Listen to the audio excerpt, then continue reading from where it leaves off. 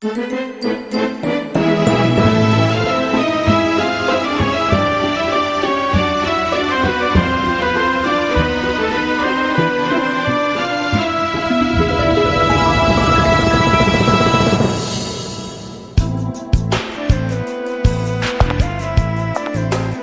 tongdan ayollik va onalik mas'uliyatimni ado etib, poytaxtning narigi chekkasida joylashgan ishxonam sari oshiqaman.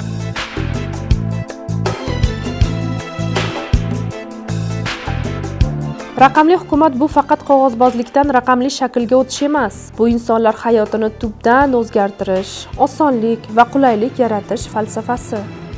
Har safar millionlab yurtdoshlarimiz o'z muammolarini may.gov.uz orqali bir tugmani bosish bilan hal qilishganida, sohamizning naqadar muhimligini yanada chuqurroq anglayman.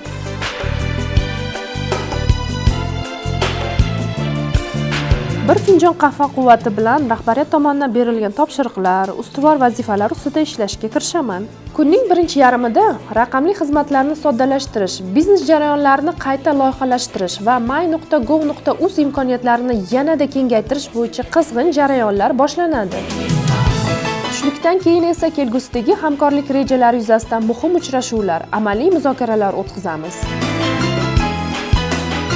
Ish kuni yakunlanishi bilan o'zimni boshqa bir olamga, ilm va kelajak texnologiyalariga bag'ishlayman. Inha universitetining sun'iy intellekt va data science magistraturasida tahsil olar ekanman. Har bir dars menga ertangi kunning aqlli yechimlarini bugundan yaratish borasida katta ko'nikmalar beradi. Men Gulruh Rahmatova, mustaqillik tengdoshi, sevimli rafiqa va mehribon onaman.